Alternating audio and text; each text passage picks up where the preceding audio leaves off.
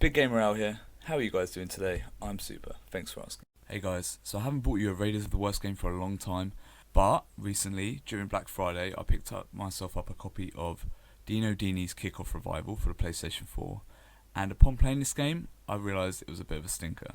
So let's get started. So Kickoff Revival is basically a soft reboot of Kickoff, which was a game from my youth back 20 odd years ago. You could play on the Super Nintendo. I'm not sure if it was on the Mega Drive. I had it on Super Nintendo. And it was basically a top-down version of football, and you only used like a couple of buttons, and the teams were kind of red team and blue team and all the rest of that, and it was a lot of fun. I enjoyed the game back in the day, despite its difficulty. And in this game, yeah, it's still a little bit difficult. It's still one-button play like it kind of used to be back in the day, but unfortunately, the analog controls have not worked over well from D-pad to analog, and the context sensitivity actions that they've actually added to kind of add a bit of depth to the game, they do not work so well.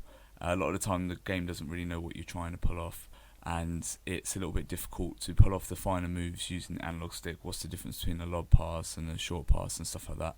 So there are practice modes in the game, and if you go through them, it does give you a better idea of what you're supposed to do as far as one button play goes, but ultimately it's not going to help you too much. For a lot of the time when the action is moving at the speed it does in Kickoff, a lot of these actions are not going to come out the way you want them to, no matter how much you really practice, which is a bit of a shame. There are other modes to play.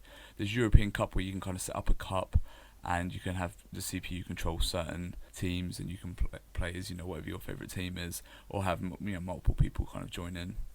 There is online play, but at this point it's called net play, and it wouldn't create any sessions for me or find any sessions with other players. It does seem to be a barren wasteland as far as online goes for this game, which is a bit of a shame considering it's only a few months old. But at the end of the day, if it's not a very good game, I can kind of see where they're coming from. There is friendly matches, which is what the bulk of this gameplay is actually showing you, which is basically a quick match if you were playing something like FIFA. And then there's penalty shootout. Now, penalty shootout is probably the best mode in the game, really, to be honest, because it only really wants you to kind of do one thing, which is if you're taking the penalty, you've got to shoot it into the goal. So you can either do that soft, hard, or put a bit of swerve on it. There's not a lot of context sensitivity actions to get wrong there or to get confused for the computer. And when you're the goalkeeper, you can move left or right and try to save the ball. So actually, I found that was probably the most fun I had with the game.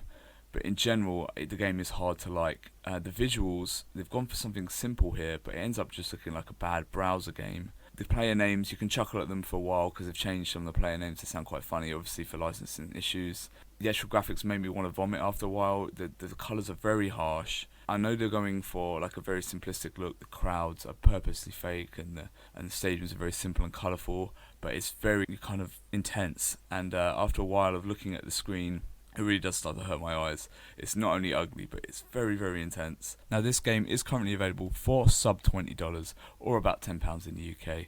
But currently, I would say steer away from this one. This is not a good game. It's a very bad game. I'm actually going to give this a 1.5 out of 10, which I think is just about on par with the worst games I've played this year. Dino Dini'S Kickoff Revival. It's not worth your time, guys. If you want me to keep trying out the worst games, feel free to like, comment, subscribe, and I'll keep bringing you the content. Cheers.